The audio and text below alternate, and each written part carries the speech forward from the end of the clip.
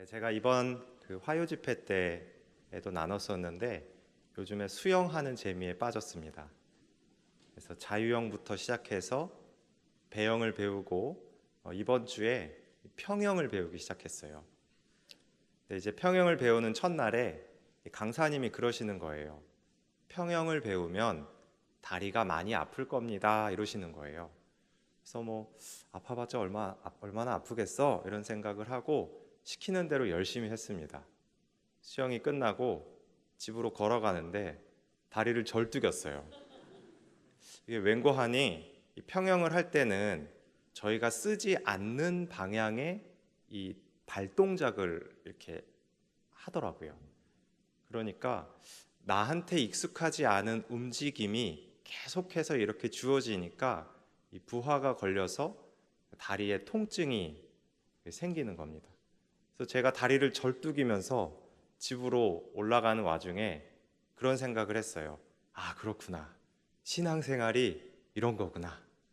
무슨 뜻이냐면 신앙생활이란 내가 하나님의 뜻과 멀어져 있는 세상 속에서 세상이 말하는 관성과 습관, 신념과 반대되는 여러 가지 행위들을 하는 것이구나라는 생각을 평영을 배우면서 하게 됐습니다. 그래서 바라기로는 우리가 드리는 이 예배의 자리가 그저 습관처럼 드리는 예배가 아니라 세상에서 말하는 가치와 신념, 그것과 대비되는 것을 맞닥뜨려서 그리스도인으로서 고민하고 또 고민하는 시간 될 수 있기를 간절히 소망합니다. 네, 마태복음 4장 23절에서 25절까지를 보면 예수님께서 성육신 하신 이후에 이 땅에서 하신 사역이 잘 정리되어 있습니다. 우리 세 절의 말씀 우리 다 같이 한번 읽어보겠습니다. 시작. 예수께서 온 갈릴리에 두루 다니사 그들의 회당에서 가르치시며 천국 복음을 전파하시며 백성 중에 모든 병과 모든 약한 것을 고치시니 그의 소문이 온 수리아에 퍼진지라. 사람들이 모든 앓는 자 곧 각종 병에 걸려서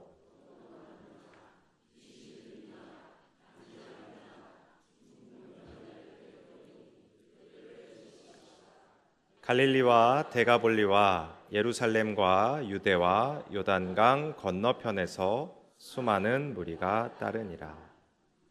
이 말씀을 보면 예수님께서 이 땅에 오셔서 하신 사역을 두 가지 정도로 정리할 수 있습니다. 첫 번째는 뭐냐면 가르침입니다. 말씀을 보면 회당에서 가르치시며 천국 복음을 전파하셨다. 이렇게 기록되어 있어요. 두 번째 사역은 병 고침, 기적입니다. 이러한 예수님의 사역이 얼마나 대단했던지 수많은 사람들이 말씀을 보면 예수님 곁으로 모여들기 시작해요.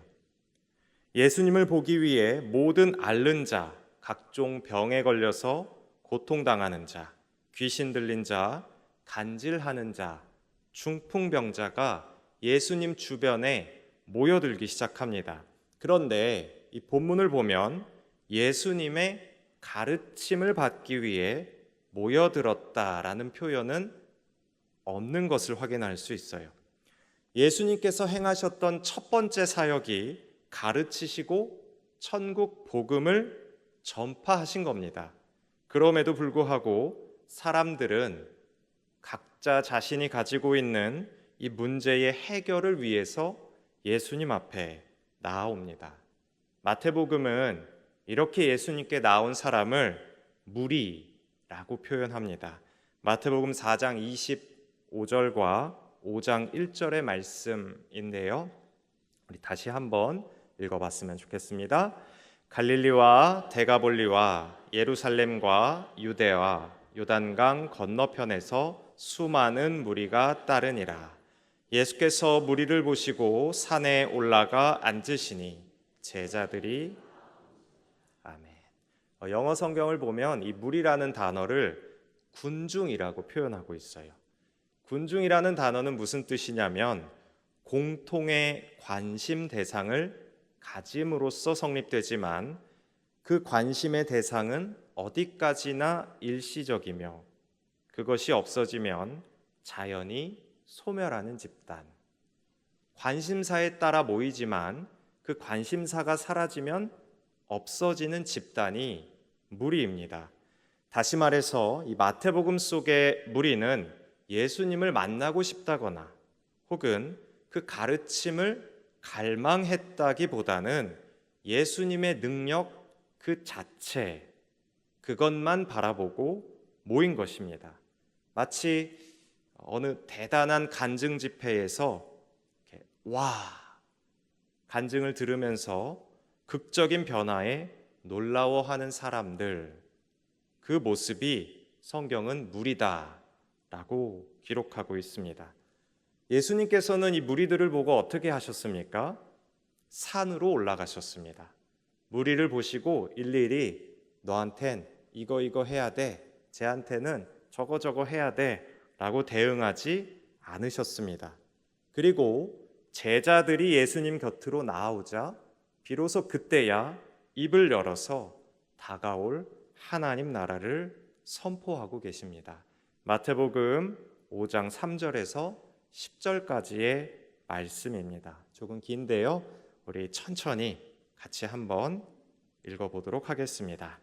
심령이 가난한 자는 복이 있나니 그들의 것임이요, 애통하는 자는 복이 있나니 그들이 위로를 받을 것임이요, 복이 있나니 그들이 땅을 기업으로 받을 것임이요, 의에 줄이고 목마른 자는 복이 있나니 그들이 배부를 것임이요, 긍휼히 여기는 자는 복이 있나니 그들이 긍휼히 여김을 받을 것이며, 마음이 청결한 자는 복이 있나니 그들이 하나님을 볼 것이며, 화평하게 하는 자는 복이 있나니 그들이 하나님의 아들이라 일컬음을 받을 것이며, 의를 위하여 박해를 받는 자는 천국이 그들의 것이며.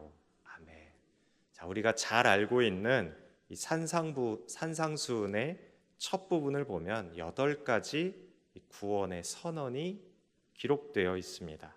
이 구원의 선언은 이것을 듣는 사람에게 천국, 그러니까 하나님 나라에 참여해야 한다고 말씀하고 있습니다. 더불어 이 약속에 상응하는 개인의 자세와 태도를 요구하고 계십니다. 심령이 가난한 자는, 의에 줄이고 목마른 자는, 긍휼히 여기는 자는, 화평하게 하는 자는, 의를 위하여 박해를 받는 자는, 이런 식으로 그 개인의 자세와 태도를 말씀하고 있습니다.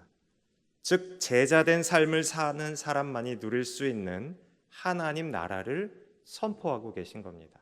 그 누구나 다 누릴 수 있는 나라가 아니라, 이 땅이 아니라 그 자세와 태도를 가지고 하나님 나라를 갈망하는 사람, 그 사람들만이 누릴 수 있는 하나님의 나라를 선포하고 계신 것입니다. 관심의 대상은 어디까지나 일시적이며 그것이 없어지면 자연히 소멸하는 집단, 무리, 이 무리하고 제자의 상반된 개념을 예수님께서 말씀하고 계신 것입니다. 제자는 무리와 다릅니다.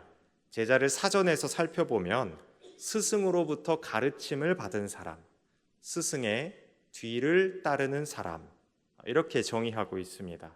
즉 예수 그리스도의 그 가르침을 갈망하고 그 가르침대로 살기 위해 몸부리치는 사람, 그러한 사람을 예수님의 제자라고 말할 수 있겠습니다. 물론 우리가 처한 현실과 이 현실이 부여하는 이 문제들은 참 중요합니다. 왜냐하면 우리 모두가 그 현실 안에서 살아가는 작고 유한한 존재이기 때문입니다. 여기 청년들이 와 계시고 저도 청년입니다. 저도 청년인데 청년들을 보통 요즘 N포 세대라고 부른다고 합니다. 결혼과 출산은 물론이고 이 내 집 마련하는 것은 내 꿈의 언감 생심입니다. 오죽하면은 이 영혼까지 끌어모은다. 이런 단어가 생겼겠습니까? 한 달을 겨우 살아도 끝없이 치솟는 물가 앞에서 우리는 막막하기만 합니다. 이뿐 아닙니다. 우리 고등학생들도 와 있는데 고등학생들은 입시라는 거대한 관문을 통과하기 위해서 끝없는 경쟁 속으로 내몰립니다. 내신 등급 1점이 인생을 좌우하는 현실. 그래서 원하는 대학에 가기 위해서 혹은 남들이 부러워할 만한 어떤 직업을 갖기 위해서 자신의 꿈과 소망은 유보되는 잔인한 현실을 마주합니다. 마치 예수님 시대의 사람들이 자신의 병과 문제를 해결해 줄 무언가를 찾아 끊임없이 헤매였던 것처럼 좋은 스펙, 안정된 직장, 경제적 풍요를 쫓아 끊임없이 방황합니다. 하지만 우리 모두는 예수 그리스도의 가르침을 따라 살기로 결단하고 이 자리에 모인 그리스도의 제자인 줄 믿습니다. 성경 속에 기록된 예수 그리스도의 가르침을 배우고 삶에서 적용하며 살아가기를 원하는 제자인 줄로 믿습니다. 그래서 이 쉼없이 변하는 현실 속에서 그리고 이 현실이 부여하는 여러 가지 문제들 속에서 이리저리 방황하는 물이 되지 않았으면 좋겠습니다. 우리가 졸린 눈 비비면서 주일에 교회와 그리고 예배드리고 이 모양 저 모양으로 섬기는데 우리의 이 헌신과 노력이 이 물이라는 단어처럼 어디까지나 일시적이고 내 관심 받기라면 자연히 소멸되는 것, 이런 것이라면 우리의 이 헌신과 노력이 얼마나 가슴 아픈 일이겠습니까? 교회에서 받는 신앙 장려금에 기분이 좋다가도 다시금 여러 문제에 휩쓸리는 신앙이라면 얼마나 안타까운 일이겠습니까? 본문을 계속해서 살펴보면 예수님께서는 예수님 앞으로 나온 사람들을 그저 산 위에 내버려 두지 않으십니다. 오히려 그 사람들을 향해서 계속해서 하나님 나라에 대해서 이야기하고 계세요.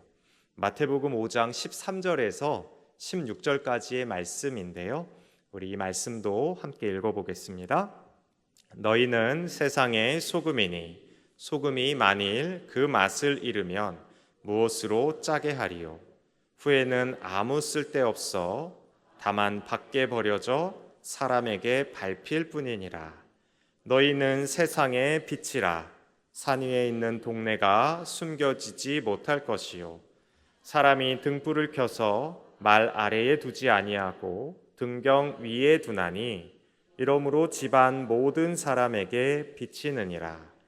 이같이 너희 빛이 사람 앞에 비치게 하여 그들로 너희 착한 행실을 보고 하늘에 계신 너희 아버지께 돌리게 하라.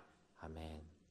예수님께서 만약에 한 개인의 어떤 문제 해결에 초점을 맞추시고 사역을 하셨다면 무리를 다 불러 모으시고 인기몰이를 하셨을 겁니다.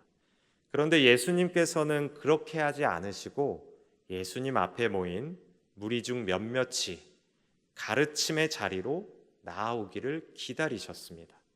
그 후에 그 사람들에게 단지 현실의 고통에서 벗어나는 것을 넘어서 천국 소망을 품고 이 땅에서 하나님 나라를 누리며 살아가라 라고 말씀하십니다. 이런 삶이야말로 성경이 말하고 있는 복 있는 삶입니다. 그리고 이러한 삶을 사는 사람들이야말로 복 있는 사람들인 줄 믿습니다. 아무것도 보장해주지 않는 이 세상 속에서 무리처럼 이리저리 휩쓸려 정처 없이 살지 않고 오직 하나님 나라를 누림으로써만 얻을 수 있는 복 있는 삶, 그리고 그렇게 살기로 결단하는 복 있는 사람 말입니다. 그러한 삶은 세상을 썩지 않게 만드는 소금과 같고 어둠을 밝히는 빛과 같습니다. 각자의 문제 해결만을 위해서 예수님을 따르는 것이 아니라 예수 그리스도의 가르침을 따르고 닮아가기로 결정하고 그가 선포하신 하나님의 나라를 이 땅에서 구현하기로 노력하며 그 은혜와 사랑을 세상에 흘려보내는 삶, 그러한 삶이 복 있는 삶일 줄 믿습니다. 마태복음 4장 25절을 보면 예수님을 따랐던 무리들의 출신 지역이 갈릴리와 데가볼리와 예루살렘과 유대와 요단강 건너편이다 라고 기록되어 있습니다. 이것은 단순하게 이 지명을 나열하는 것을 넘어서 이스라엘 전체를 아우른다라는 의미를 가지고 있습니다. 다시 말해서 이 마태복음 속의 가르침은 단순하게 일부의 사람들에게만, 특별하고 특정한 사람들에게만 향해 있는 것이 아니라 궁극적으로 우리 전체 그리스도인들을, 그리스도인 공동체를 대상으로 합니다. 예수님께서는 우리가 무리가 아닌 제자가 되어 세상의 소금과 빛으로서 교회 공동체를 세워나가길 원하셨습니다. 어른 세대는 젊은 세대의 비빌 언덕이 되어주고 젊은 세대는 어른 세대의 경륜을 배워서 세워져가는 신앙 공동체를 말하고 있는 것입니다. 오늘 이 자리는 단순히 우리 청년부와 고등부 여러분들의 노력과 수고를 칭찬하고 신앙 장려금을 수여하는 자리만이 아닙니다. 수고했다, 잘하였다, 자화자찬하는 자리는 더더욱 아니겠죠. 이 자리는 하나님께서 여러분 모두를 그리스도의 제자로 부르시고 그 복된 삶을 시작하도록 격려하는 자리입니다. 오늘 우리가 받는 이 신앙 장려금을 통해서 예수 그리스도의 사랑을 공동체 안에서 경험하고 그 사랑에 기뻐하며 살아가기로 결단하는, 제자 되기로 결단하는 시간입니다. 사랑하는 청년부, 고등부 모두 여러분, 그리고 온 성도 여러분, 우리 모두가 예수 그리스도의 가르침, 즉 산상수훈의 이 팔복을 삶의 기준으로 삼고 갈망하는 사람 될 수 있기를 간절히 소망합니다. 더불어 받은 은혜와 그 사랑을 내 안에만 가두지 않고 세상으로 흘려보내며 세상의 소금과 빛의 사명 감당할 수 있는 사람 되기를 간절히 소망합니다.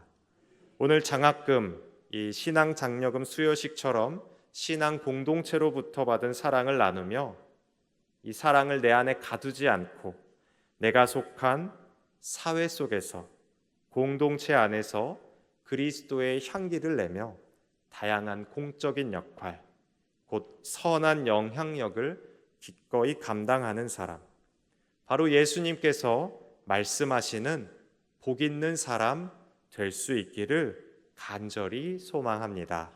기도하겠습니다.